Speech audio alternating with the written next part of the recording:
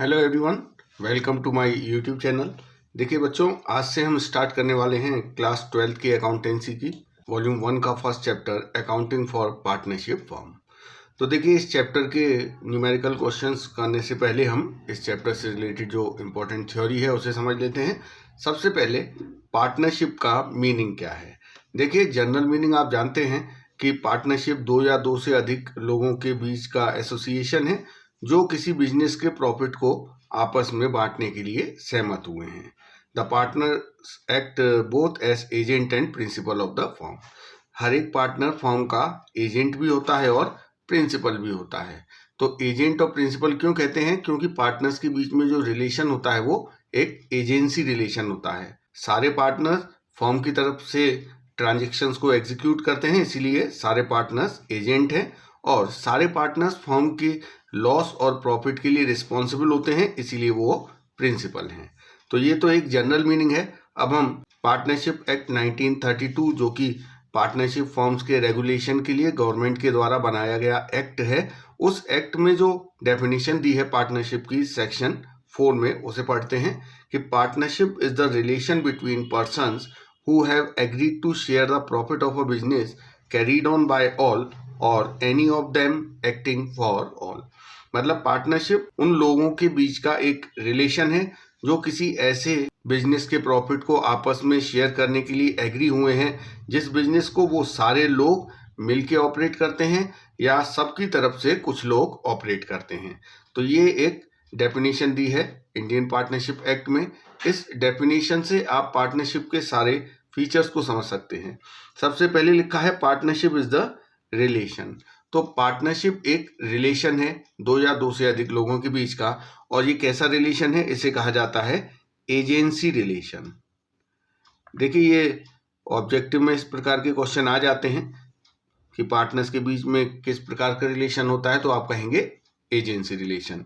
देखिए, agency relation में एक तो होता है प्रिंसिपल हेड और एक होता है एजेंट जिसको कि प्रिंसिपल ने अपॉइंट किया हुआ होता है।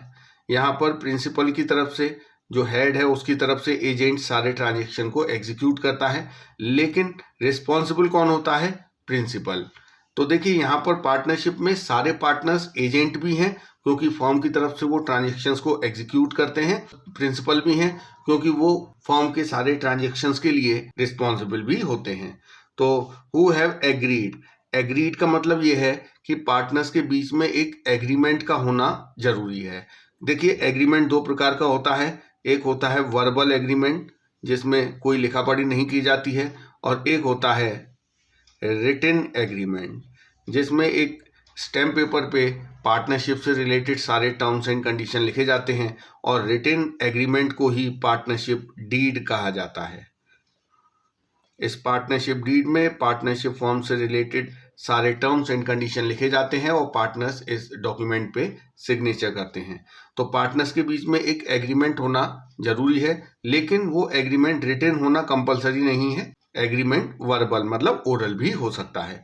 लेकिन देखिए, अगर ओरल एग्रीमेंट होता है तो उसकी कोई लीगल वैलिडिटी नहीं होती है। अगर पार्टनर्स में कोई डिस्प्यूट होता है तो उस कंडीशन में उस डिस्प्यूट को रिजॉल्व करने में प्रॉब्लम होती है। लेकिन अगर रिटन डॉक्यूमेंट है, पार्टनरशिप डीड बनाई गई है, तो पार्टनर्स के बीच में अगर कोई भी डिस्प्यूट होता है, कोई विवाद होता है, तो उसे इजीली सॉल्व किया जा सकता है। Who have agreed to share the profit of a business. देखिए, पार्टनरशिप फॉर्म में पार्टनर्स के बीच में प्रॉफिट और लॉस का शेयर होना जरूरी है, मतलब प्रॉफिट लॉस का बंटवारा होना जरूरी है। अगर किसी पर्सन को फॉर्म में एक फिक्स सैलरी पर अपॉइंट किया गया है तो उसे पार्टनर नहीं कहा जाएगा। पार्टनर वही पर्सन कहलाएगा जो कि फॉर्म के प्रॉफिट और लॉस में पार्टिसिपेट करता है। Business carried on by all, इसका मतलब पार्टनरशिप फॉर्म को सारे पार्टनर्स कैरी कर सकते हैं, मतलब ऑपरेट कर सकते हैं, या फिर सबकी तरफ से कोई एक या दो लोग भी ऑपरेट कर सकते हैं। लेकिन उस कंडीशन में भी सारे ही पार्टनर रिस्पॉन्सिबल होंगे। केवल जो ऑपरेट कर रहा है वही रिस्पॉन्सिबल नहीं होगा, सारे पार्टनर्स रिस्पॉन्सिबल होंगे। आगे देखिए, nature of partnership. Partnership is a separate business entity from the accounting view point. देखिए, ये आप जानते हैं अकाउंटिंग का एक कॉन्सेप्ट होता है सेपरेट एंटिटी कॉन्सेप्ट, कि business and businessman are two separate entity. लेकिन पार्टनरशिप फॉर्म में भी पार्टनर्स और पार्टनरशिप फॉर्म ये दो अलग अलग एंटिटी हैं, लेकिन केवल अकाउंटिंग के पॉइंट ऑफ व्यू से। देखिए लीगल पॉइंट ऑफ व्यू से पार्टनरशिप फॉर्म पार्टनर से अलग नहीं है। देखिए जैसे ये पार्टनर्स हैं, मान लीजिए ये दो लोग फॉर्म में पार्टनर हैं, इन्होंने एक पार्टनरशिप फॉर्म स्टार्ट की।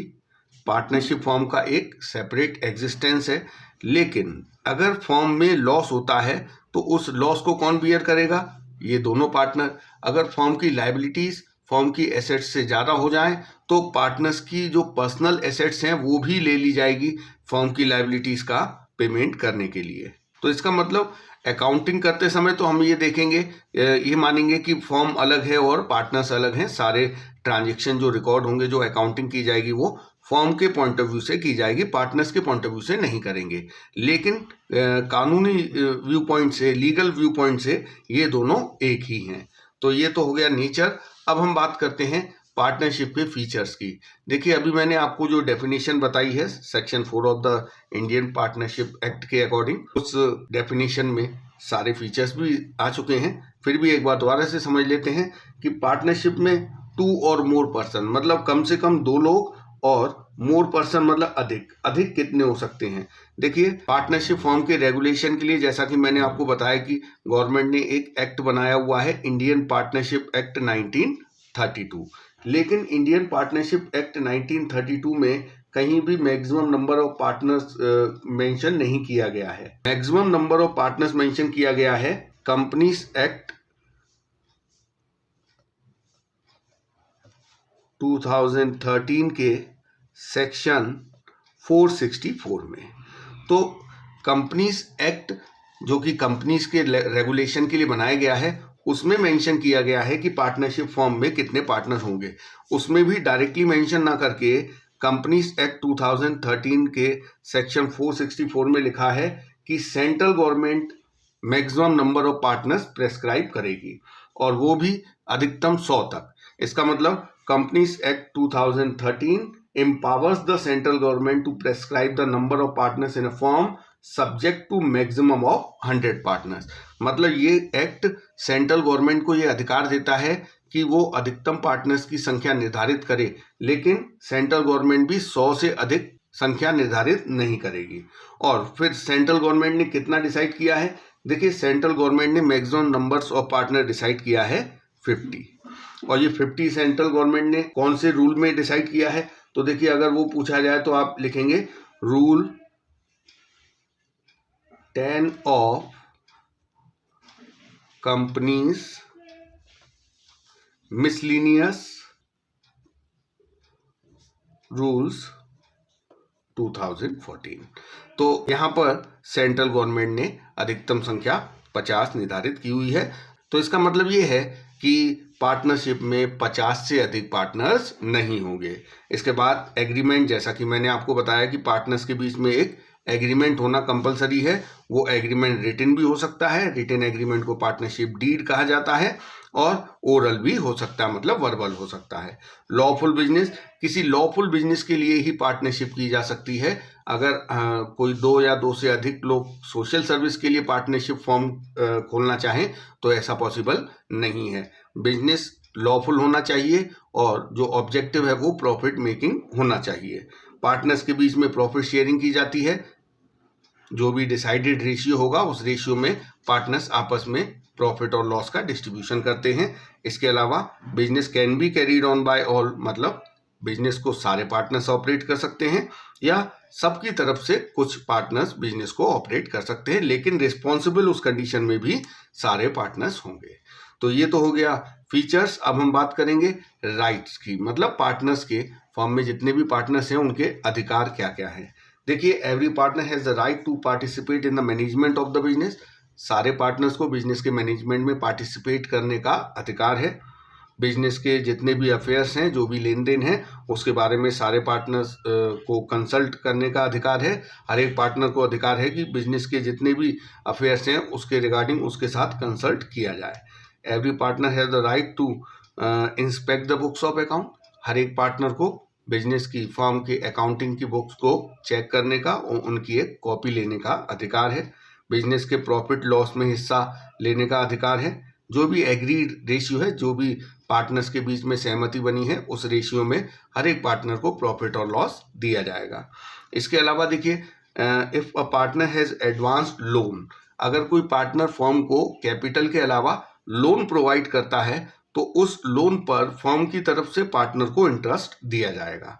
देखिए, अगर लोन पर इंटरेस्ट का रेट क्या होगा इसके बारे में पार्टनर्स के बीच में सहमति नहीं है, तो उस कंडीशन में इंडियन पार्टनरशिप एक्ट 1932 के अकॉर्डिंग 6% पर एनम इंटरेस्ट दिया जाएगा उस पार्टनर को जिसने फर्म को लोन प्रोवाइड किया है। देखिए, जैसा हमने ऊपर बताया कि सारे पार्टनर्स बिजनेस के मैनेजमेंट में पार्टिसिपेट करेंगे, इसका मतलब सारे डिसीजन पार्टनर्स आपस में कंसल्ट करके ही लेंगे। लेकिन इमरजेंसी की कंडीशन में कोई पार्टनर, अगर ऐसी स्थिति है कि सारे पार्टनर्स के साथ कंसल्ट करना पॉसिबल नहीं है, तो वो अपने बेस्ट जजमेंट के बेस पर डिसीजन ले सकता है। जैसे आप एग्जांपल ले लीजिए कि कोई पार्टनरशिप फॉर्म में कोई डिसीजन लेना है और डिसीजन तुरंत लेना है, उस वक्त फर्म में केवल एक ही पार्टनर जो है वो प्रेजेंट है, बाकी पार्टनर्स के साथ कंसल्ट करना पॉसिबल नहीं है, तो उस कंडीशन में जो पार्टनर प्रेजेंट है वो अपने बेस्ट जजमेंट के बेस पे डिसीजन लेगा, और अगर उसकी वजह से कोई नुकसान होता है तो उस नुकसान की भरपाई सारे पार्टनर्स आपस में करेंगे। ऐसा नहीं है कि जिसने केवल डिसीजन लिया है वो ही नुकसान को बियर करेगा, क्योंकि ये जो डिसीजन लिया गया है बिना कंसल्टेशन के, वो इसलिए लिया गया है क्योंकि कंडीशन थी इमरजेंसी की। तो इमरजेंसी की कंडीशन में पार्टनर को डिसीजन लेने का अधिकार है। इसके अलावा देखिए, किसी भी फर्म में कोई भी नया पार्टनर अगर एडमिट होता है तो उसके लिए सारे पार्टनर्स का कंसेंट जरूरी है, सारे पार्टनर्स की सहमति जरूरी है। जैसे मान लीजिए किसी फर्म में 10 पार्टनर हैं और वो लोग एक नए व्यक्ति को पार्टनर बनाना चाहते हैं, तो नया व्यक्ति तभी पार्टनर बनेगा जब ये सारे 10 पार्टनर्स एग्री होंगे। अगर एक भी पार्टनर डिसएग्री करता है नए पार्टनर के एडमिशन के लिए, तो नया व्यक्ति पार्टनर नहीं बन सकता है। तो ये भी पार्टनर का अधिकार है। इसके बाद देखिए, after giving proper notice a partner has the right to retire from the firm. देखिए, एक प्रॉपर नोटिस देकर कोई भी पार्टनर फर्म से चाहे जब रिटायर हो सकता है, लेकिन नोटिस पीरियड कितना होगा ये पार्टनरशिप डीड में डिसाइड किया गया होगा। पार्टनर्स के बीच में जो भी एग्रीमेंट होगा उसको फॉलो करते हुए कोई भी पार्टनर फर्म से रिटायर हो सकता है। इसके बाद देखिए, अगर कोई पार्टनर फर्म की खर्चों का अपने तरफ से पेमेंट करता है, मतलब फर्म के बिहाफ पर वो अपने पर्सनल रिसोर्सेज में से कुछ खर्चा करता है, तो उस पार्टनर को उसकी भरपाई की जाएगी। इंडेमनीफाई मतलब उसकी क्षतिपूर्ति की जाएगी, उससे पैसे फर्म की तरफ से दे दिए जाएंगे। तो ये तो हो गए राइट। अब हम बात करेंगे पार्टनरशिप डीड की। देखिए, पार्टनरशिप जो है एग्जिस्टेंस में तभी आती है जब पार्टनर्स के बीच में एग्रीमेंट होता है, और एग्रीमेंट ओरल मतलब वर्बल भी हो सकता है और रिटन भी हो सकता है। लेकिन ये अच्छा माना जाता है अगर पार्टनर्स के बीच में एक रिटन एग्रीमेंट हो, क्योंकि अगर रिटन एग्रीमेंट होगा तो इससे किसी प्रकार का पार्टनर्स में डिस्प्यूट मतलब कोई विवाद नहीं होता है। अगर रिटन एग्रीमेंट है तो उस रिटन एग्रीमेंट को कहा जाता है पार्टनरशिप डीड, और इस पार्टनरशिप डीड में पार्टनरशिप से रिलेटेड सारे टर्म्स एंड कंडीशन को डिस्क्लोज किया जाता है, और ये एक लीगल डॉक्यूमेंट है। एक स्टैम्प पेपर पे ये पूरा टर्म्स एंड कंडीशन लिखे जाते हैं और सारे पार्टनर्स इस पे सिग्नेचर करते हैं। तो वो कौन सी बातें हैं जो कि पार्टनरशिप डीड में लिखी जाती हैं, तो उन्हें देख लीजिए कौन सी बातें। सबसे पहले तो डिस्क्रिप्शन ऑफ द पार्टनर्स के बारे में लिखा जाएगा, फर्म के बारे में लिखा जाएगा, जो प्रिंसिपल प्लेस है, जो हेड ऑफिस है फर्म का, वो लिखा जाएगा। नेचर ऑफ बिजनेस, किस प्रकार का बिजनेस कर रहे हैं, कब पार्टनरशिप स्टार्ट हुई है, पार्टनर ने कितनी कैपिटल कंट्रीब्यूट की है, किस पार्टनर की कितनी कैपिटल है। इसके अलावा कैपिटल अकाउंट फिक्स्ड मेथड से ऑपरेट किया जाएगा, मेंटेन किया जाएगा, या फ्लक्चुएटिंग मेथड से, ये भी पार्टनरशिप डीड में डिस्क्लोज किया जाता है। इसके अलावा पार्टनर्स को उनकी कैपिटल पे कितने % इंटरेस्ट दिया जाएगा। अगर पार्टनर्स पर्सनल यूज़ के लिए बिजनेस में से ड्राइंग करते हैं, पैसा निकालते हैं, तो उनसे कितने % की रेट से इंटरेस्ट लिया जाएगा। पार्टनर्स प्रॉफिट और लॉस किस रेशियो में बांटेंगे।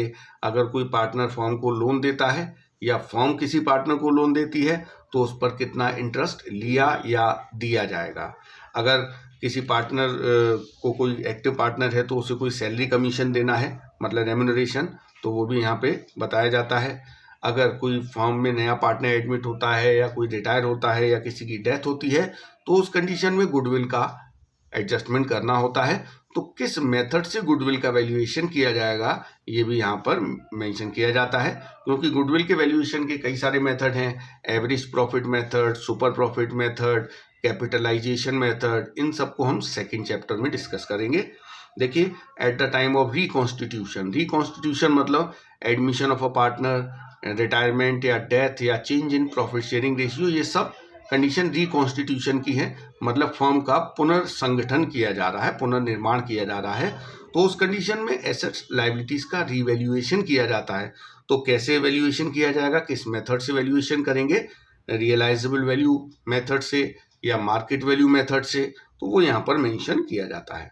अकाउंट्स का सेटलमेंट कैसे होगा, किसी पार्टनर की डेथ या रिटायरमेंट के समय किस प्रकार से अकाउंट्स सेटल किए जाएंगे। इसके अलावा अकाउंटिंग पीरियड क्या होगा, कैलेंडर ईयर होगा या फाइनेंशियल ईयर।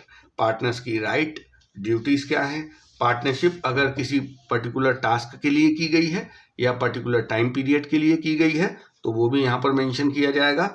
अगर यहाँ मेंशन नहीं है तो इसका मतलब पार्टनरशिप जो है गोइंग कंसर्न कॉन्सेप्ट को फॉलो करते हुए चलेगी, मतलब हमेशा चलती रहेगी। इसके अलावा बैंक अकाउंट कैसे ऑपरेट किए जाएंगे, अगर किसी पार्टनर की डेथ हो जाती है तो फॉर्म चलती रहेगी या बंद कर दी जाएगी। इसके अलावा अगर पार्टनर्स के बीच में कोई डिस्प्यूट होता है तो उस डिस्प्यूट को, उस विवाद को कैसे सेटल किया जाएगा। तो ये सारे बातें पार्टनरशिप डीड में लिखी जाती हैं। लेकिन फिर भी मैंने आपको बताया कि पार्टनरशिप डीड बनाना कंपलसरी नहीं है। अगर पार्टनर्स चाहें तो पार्टनरशिप डीड बनाएं, ना चाहे तो ना बनाएं। लेकिन देखिए, अगर पार्टनरशिप डीड बनी होगी तो पार्टनरशिप डीड में जो टर्म्स एंड कंडीशन लिखे गए हैं उसके अकॉर्डिंग डिस्प्यूट्स को सॉल्व कर दिया जाएगा। अगर पार्टनर्स ने पार्टनरशिप डीड नहीं बनाई है तो उस कंडीशन में कौन से प्रोविजंस एप्लीकेबल होंगे, तो वो सारे प्रोविजन लिखे हैं इंडियन पार्टनरशिप एक्ट 1932 में। In the absence of partnership deed और if the partnership deed is silent, it does not have a clause in respect of the following matters, the provision of Indian Partnership Act apply।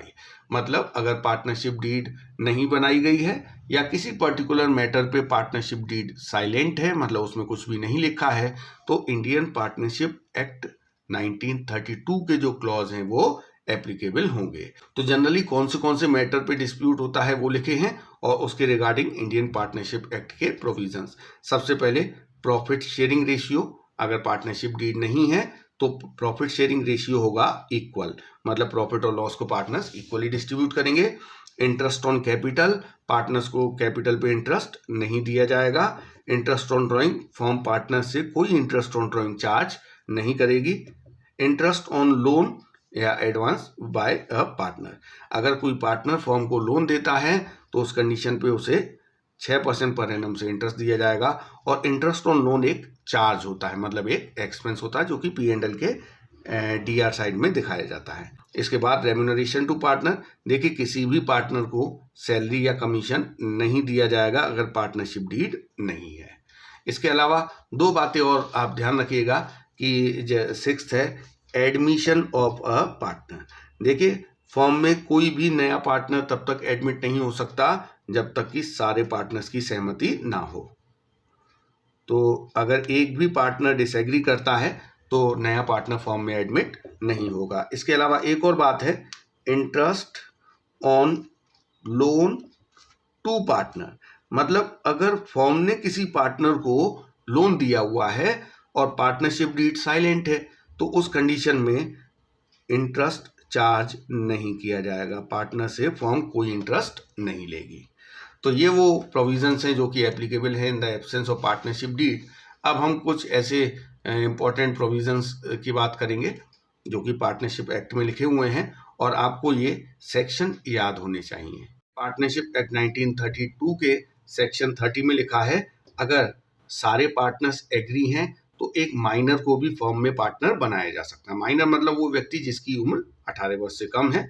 तो generally तो 18 वर्ष से कम उम्र का व्यक्ति firm में partner नहीं बन सकता, नॉर्मल पार्टनर नहीं बन सकता। लेकिन अगर सारे पार्टनर्स एग्री हैं तो फर्म के प्रॉफिट्स में उसे पार्टनर बनाया जा सकता है। इसका मतलब माइनर पार्टनर को फर्म के लॉसेस में से हिस्सा नहीं दिया जाएगा। अगर फर्म को प्रॉफिट होगा तो उसे प्रॉफिट में से हिस्सा मिलेगा, लेकिन लॉस में से उसे हिस्सा नहीं दिया जाएगा। और कोई नया पार्टनर फर्म में कैसे एडमिट हो सकता है, either with the consent of all the existing partner, या तो प्रेजेंट में जितने भी पार्टनर्स हैं वो सब एग्री हैं नए पार्टनर के एडमिशन के लिए, और in accordance with the express agreement among the partner, या फिर पार्टनर्स के बीच में ऑलरेडी एग्रीमेंट हो चुका है किसी व्यक्ति के एडमिशन के रिगार्डिंग, तो उस एग्रीमेंट के अकॉर्डिंग नया व्यक्ति पार्टनर बन सकता है। कोई पार्टनर फर्म से रिटायर कैसे होगा, या तो सारे पार्टनर्स इस बात के लिए एग्री हैं, या फिर पहले से ही कोई एग्रीमेंट है तो उस एग्रीमेंट के तहत नया कोई पार्टनर फर्म से रिटायर हो सकता है। देखिए, पार्टनरशिप फर्म का रजिस्ट्रेशन करवाना ऑप्शनल है, कंपलसरी नहीं है। Unless otherwise agreed by the partners in the partnership deed, a firm is dissolved on the death of a partner. देखिए, मैंने अभी आपको बताया था पार्टनरशिप डीड में लिखा जाता है कि अगर कोई पार्टनर की डेथ होती है तो फर्म कंटिन्यू होगी या बंद हो जाएगी। अगर उसमें लिखा हुआ है पार्टनरशिप डीड में तो उसे फॉलो करेंगे, लेकिन अगर किसी पार्टनर की डेथ की कंडीशन में क्या होगा ये पार्टनरशिप डीड में मेंशन नहीं है, तो उस कंडीशन में किसी पार्टनर की डेथ पर फर्म को डिसॉल्व कर दिया जाता है। तो ये आपको याद रखने हैं, ये इंपॉर्टेंट प्रोविजंस हैं और ये सेक्शन आप याद कर लीजिएगा। इस प्रकार के क्वेश्चंस आपके ऑब्जेक्टिव्स में आ जाते हैं, एमसीक्यूज आ जाते हैं। तो अब हम इस चैप्टर के क्वेश्चंस करना स्टार्ट करेंगे, तो उसके लिए जो इंपॉर्टेंट चीज़ है ये आप याद कर लीजिए। शुरुआत में जो 5-6 क्वेश्चन है वो इसी पर बेस्ड हैं, provision affecting accounting treatment in the absence of partnership deed. तो चलिए क्वेश्चन करना शुरू करते हैं। तो क्वेश्चन नंबर 1 देखिए, in the absence of partnership deed state the provisions of partnership act 1932 relating to. देखिए, ये पूछा गया है कि अगर पार्टनरशिप डीड नहीं है तो इन मैटर्स के रिगार्डिंग पार्टनरशिप एक्ट 1932 में क्या प्रोविज़न दिए गए हैं। तो देखिए, ये है सैलरी ऑफ पार्टनर्स। अगर पार्टनरशिप डीड नहीं है तो किसी भी पार्टनर को सैलरी नहीं दी जाएगी, तो हम इसका आंसर लिखेंगे नॉट अलाउड। बी है interest on partners capital in the absence of partnership deed, और if the partnership deed is silent then interest on capital will not be allowed. किसी पार्टनर को कैपिटल पे इंटरेस्ट नहीं दिया जाएगा। Interest on loan by partner, देखिए अगर कोई पार्टनर फर्म को लोन देता है और पार्टनरशिप डीड साइलेंट है या पार्टनरशिप डीड नहीं है तो उस कंडीशन पे उस लोन पर पार्टनर को 6% पर एनम की रेट से इंटरेस्ट दिया जाता है। Division of profit, in the absence of partnership deed profit जो है वो इक्वल रेशियो में डिस्ट्रीब्यूट किया जाता है। Interest on partners drawing, partners firm में से जो पैसा पर्सनल यूज़ के लिए निकालते हैं उस पर फर्म इंटरेस्ट चार्ज करती है, लेकिन अगर पार्टनरशिप डीड साइलेंट है या पार्टनरशिप डीड नहीं है तो इंटरेस्ट ऑन ड्राइंग फर्म के द्वारा चार्ज नहीं किया जाता है। Interest on loan given to partner, देखिए अगर फर्म ने किसी पार्टनर को लोन दिया है तो उस कंडीशन में अगर पार्टनरशिप डीड साइलेंट है तो पार्टनर से कुछ भी इंटरेस्ट नहीं लिया जाता है उस लोन पर। तो ये हो गया क्वेश्चन नंबर 1। 2 देखिए, इसमें कहा है महेश, रमेश एंड सुरेश ये पार्टनर है एक फर्म में, इन्होंने पार्टनरशिप डीड नहीं बनाई है। At the end of the year इनके कुछ डिस्प्यूट हैं, तो देखिए इन डिस्प्यूट्स को हम according to provisions of Indian partnership act 1932 solve करेंगे। सबसे पहले देखिए, Mahesh wants that interest on capital should be allowed to partners but Ramesh and Suresh do not agree. तो देखिए महेश कह रहा है कि इंटरेस्ट ऑन कैपिटल मिलना चाहिए पार्टनर्स को, लेकिन अगर पार्टनरशिप डीड नहीं है तो इंटरेस्ट ऑन कैपिटल नहीं दिया जाता है according to Indian partnership act 1932। तो जो महेश का क्लेम है ये एक्सेप्ट नहीं किया जाएगा। Ramesh wants that the partners should be allowed to draw salary but Mahesh and Suresh do not agree. देखिए अगर पार्टनरशिप डीड नहीं है तो किसी भी पार्टनर को रेम्यूनरेशन नहीं दी जाती है, मतलब ना तो सैलरी और ना ही कमीशन दी जाएगी किसी पार्टनर को। तो ये जो रमेश का क्लेम है ये भी एक्सेप्ट नहीं होगा। Mahesh and Ramesh wants that Suresh should pay interest on loan given to him by the firm but Suresh does not agree. देखिए यहाँ पर महेश और रमेश चाहते हैं कि फर्म सुरेश से इंटरेस्ट चार्ज करे उस लोन पर जो कि लोन फर्म ने सुरेश को दिया हुआ है। तो देखिए सुरेश ने फर्म से लोन लिया है, इस पर इंटरेस्ट तभी चार्ज किया जा सकता है फर्म के द्वारा अगर वो पार्टनरशिप डीड में मेंशन है, लेकिन यहाँ पर पार्टनरशिप डीड नहीं है तो फर्म के द्वारा जो पार्टनर को लोन दिया गया है उस पर उससे कुछ भी इंटरेस्ट नहीं लिया जाएगा। तो इधर महेश और रमेश का क्लेम भी एक्सेप्ट नहीं होगा।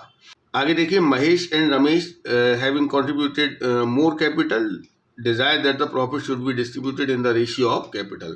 महेश और रमेश ने ज़्यादा कैपिटल लगाई हुई है बिजनेस में, तो वो ये चाहते हैं कि जो प्रॉफिट फर्म को हुआ है वो कैपिटल के रेशियो में डिस्ट्रीब्यूट किया जाए, जिससे कि महेश और रमेश को ज़्यादा प्रॉफिट मिलेगा। लेकिन सुरेश इस चीज़ के लिए सहमत नहीं है। देखिए, in the absence of partnership deed profit sharing ratio equal रहता है, मतलब प्रॉफिट और लॉस इक्वली डिस्ट्रीब्यूट किया जाता है। इसका मतलब महेश और रमेश का ये क्लेम एक्सेप्ट नहीं होगा। तो ये हो गया क्वेश्चन नंबर 2। अब हम करेंगे question number 3। Following differences have arisen among P, Q and R, state who is correct in each case.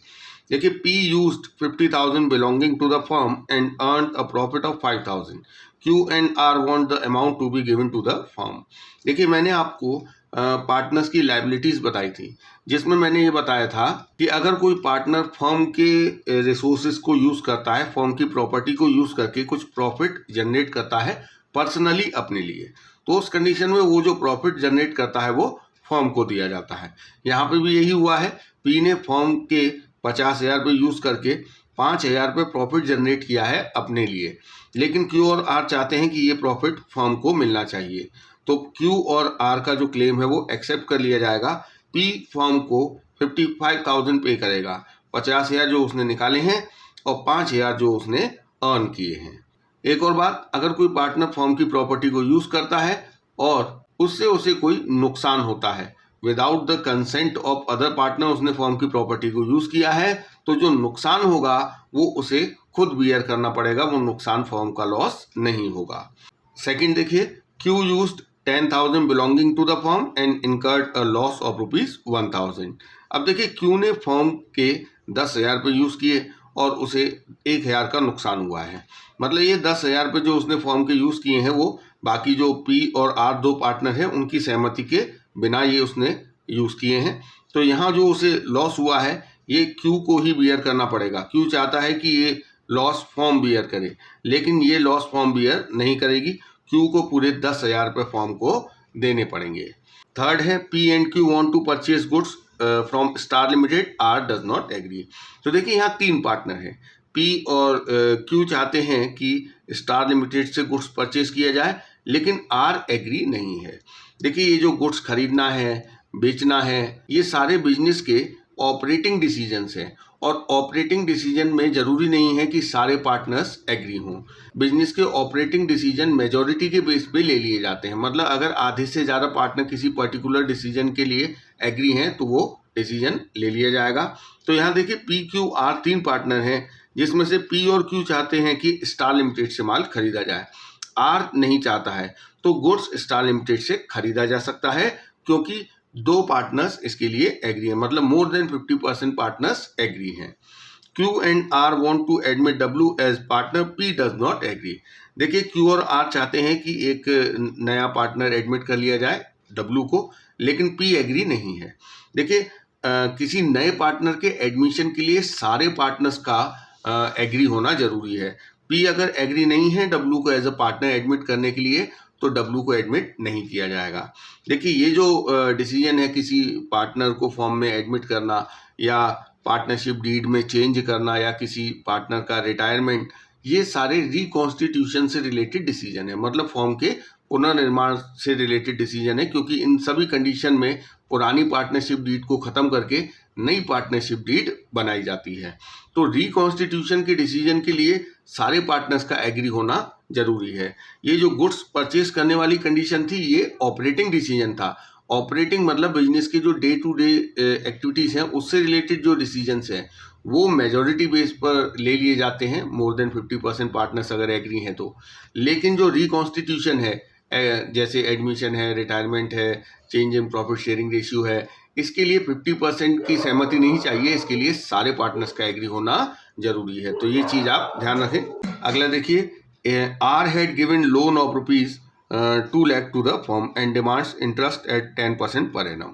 P and Q do not want to pay the interest. देखिए, R एक partner है, उसने firm को 2 लाख रुपए interest दे रखा है, इस पर वो 10% पर एनम की रेट से इंटरेस्ट मांग रहा है, और P और Q चाहते हैं कि इंटरेस्ट ना दिया जाए। देखिए, यहाँ पर दोनों का ही क्लेम गलत है, क्योंकि अगर पार्टनरशिप डीड नहीं है और पार्टनर फर्म को लोन देता है तो उस पर उसे 6% इंटरेस्ट दिया जाएगा। तो आज जो 10% इंटरेस्ट मांग रहा है वो नहीं दिया जाएगा, 6% की रेट से इंटरेस्ट दिया जाएगा। तो ये हो गया हमारा क्वेश्चन नंबर 3। अब हम करेंगे क्वेश्चन नंबर 4। क्वेश्चन नंबर 4 देखिए, यहाँ पर 3 पार्टनर हैं, वरुण, तरुण और शिवम। इन्होंने पार्टनरशिप डीड नहीं बनाई हुई है। वरुण ने 5 लाख रुपए फर्दर कैपिटल लगाई है 1 अक्टूबर 2023 को, और शिवम ने फॉर्म से 50,000 रुपये का लोन लिया हुआ है 1 अक्टूबर 2023 को। अब यहाँ पर जो डिस्प्यूट्स हैं उन्हें हमें सॉल्व करना है कि देखिए, Varun demands interest eight 10% per annum on 5 lakh being his extra capital. देखिए, वरुण कह रहा है कि उसने जो एडिशनल 5 लाख रुपए कैपिटल लगाई है उस पर उसे 10% की रेट से इंटरेस्ट दिया जाए। देखिए, वरुण ने फॉर्म को लोन नहीं दिया है, उसने एडिशनल कैपिटल लगाई है, और कैपिटल पे कुछ भी इंटरेस्ट नहीं दिया जाता है in the absence of partnership deed. तो यहाँ पर वरुण का क्लेम एक्सेप्ट नहीं होगा। Tarun desire that his son Deep should be admitted as a partner and he will give him half of his share. Varun and Shivam do not agree. देखिए, यहाँ पर तरुण चाहता है कि उसके बेटे दीप को फॉर्म में एज अ पार्टनर एडमिट किया जाए। देखिए, किसी भी नए व्यक्ति को फॉर्म में तभी एडमिट किया जा सकता है जब सारे पार्टनर्स इसके लिए एग्री हों। यहाँ पर वरुण और शिवम एग्री नहीं है, इसलिए Deep can not be admitted as a partner. इसके बाद Varun and Tarun are of the view that Shivam should be charged interest on loan from the firm at the lending rate of the bank which is 12% per annum. देखिए, यहाँ पर आपने देखा ऊपर बताया है कि शिवम ने फर्म से 50,000 रुपये लोन लिया हुआ है। तो जो दूसरे दो पार्टनर हैं वरुण और तरुण, वो चाहते हैं कि शिवम से 12% पर एनम की रेट से इंटरेस्ट लिया जाए, जो कि बैंक का लेंडिंग का रेट है, उतने परसेंट उससे इंटरेस्ट लिया जाए। लेकिन देखिए, according to Indian partnership act 1932, in the absence of partnership deed, अगर कोई पार्टनर फर्म से लोन लेता है तो उस पर उससे कुछ भी इंटरेस्ट चार्ज नहीं किया जाएगा अगर पार्टनरशिप डीड नहीं है तो शिवम से इंटरेस्ट नहीं लिया जा सकता है। Tarun has withdrawn 50,000 from the firm for his personal use. तो देखिए, तरुण ने फर्म में से 50,000 रुपये पर्सनल यूज के लिए निकाला है, मतलब ड्राइंग है, और वरुण और शिवम चाहते हैं कि इस पर 10% की रेट से इंटरेस्ट चार्ज किया जाए। देखिए, in the absence of partnership deed interest on drawing firm के द्वारा चार्ज नहीं किया जाता है, तो यहाँ पर interest on drawing will not be charge from Tarun. तो ये हो गया हमारा क्वेश्चन नंबर 4। अब हम करेंगे क्वेश्चन नंबर 5। देखिए, यहाँ हर्षद और धीमान 2 पार्टनर हैं 1 अप्रैल 2023 से। इन्होंने कोई पार्टनरशिप एग्रीमेंट नहीं बनाया हुआ है। इनकी कैपिटल बताई है, हर्षद की कैपिटल 4 लाख है और धीमान की कैपिटल 1 लाख है। In addition, Harshad had given loan of rupees 1 lakh to the firm on 1st October 2023। तो हर्षद ने कैपिटल के अलावा फर्म को 1 लाख रुपए का लोन भी दिया हुआ है। Due to long illness, Harshad could not participate in business activities from 1 August to 30 September 2023। तो देखिए, इन 2 महीनों में हर्षद बीमारी की वजह से बिजनेस में पार्टिसिपेट नहीं कर पाया है। तो यहाँ देखिए, 31 मार्च 2024 को 1,80,000 रुपये का प्रॉफिट हुआ है, और इसका डिस्ट्रीब्यूशन करते समय पार्टनर्स में कुछ डिस्प्यूट हुए हैं, तो अब हमें उनका सॉल्यूशन देना है। सबसे पहले हर्षद के क्लेम की बात करते हैं। हर्षद कह रहा है he should be given interest eight 10% per annum on capital and loan. Harshad कह रहा है कि उसे 10% की रेट से कैपिटल और लोन पर इंटरेस्ट चाहिए। देखिए, in the absence of partnership deed interest on capital will not be allowed, और जो लोन अगर कोई पार्टनर फर्म को देता है तो उस पर उसे 6% इंटरेस्ट दिया जाता है। तो interest on capital will not be allowed, but Harshad is entitled to receive interest on his loan at 6% per annum. Profit should be distributed in the ratio of capital. देखिए, हर्षद कह रहा है कि जो प्रॉफिट हुआ है वो कैपिटल के रेशियो में बांटा जाए। हर्षद ऐसा इसलिए कह रहा है क्योंकि उसकी कैपिटल ज़्यादा है, तो उसे ज़्यादा प्रॉफिट मिल जाएगा, लेकिन ऐसा नहीं होता है। According to Partnership Act 1932, in the absence of partnership deed, profit sharing ratio will be equal। तो इसका ये क्लेम भी एक्सेप्ट नहीं होगा, प्रॉफिट इक्वली डिस्ट्रीब्यूट किया जाएगा। अब देखिए, यहाँ पर 3 क्लेम धीमान के भी हैं। धीमान कह रहा है कि profit should be distributed equally, तो यहाँ ये जो इसका क्लेम है ये करेक्ट है, प्रॉफिट इक्वली ही डिस्ट्रीब्यूट कर दिया जाएगा। He should be allowed 2,000 per month remuneration for the period he managed the business in the absence of Harshad. देखिए, यहाँ पर हर्षद 2 महीने नहीं आया था बीमारी की वजह से, तो बिजनेस अकेले धीमान ने ही ऑपरेट किया था। तो धीमान ये क्लेम कर रहा है कि उसे इन 2 महीने के लिए सैलरी मिलनी चाहिए 2,000 रुपये पर मंथ, लेकिन अकॉर्डिंग टू पार्टनरशिप एक्ट 1932 किसी भी पार्टनर्स को रेम्यूनरेशन नहीं दी जाती है in the absence of partnership deed. तो उसका ये क्लेम एक्सेप्ट नहीं होगा, धीमान को रेम्यूनरेशन अलाउ नहीं की जाएगी। Interest on capital and loan should be allowed at 6%। Interest on capital तो नहीं दिया जाएगा, हाँ ये जो लोन पर इंटरेस्ट है वो 6% दे दिया जाएगा। तो ये हमारे 5 क्वेश्चन कंप्लीट हो गए। अब नेक्स्ट वीडियो में हम अगला टॉपिक करेंगे, interest on loan by partner to the firm.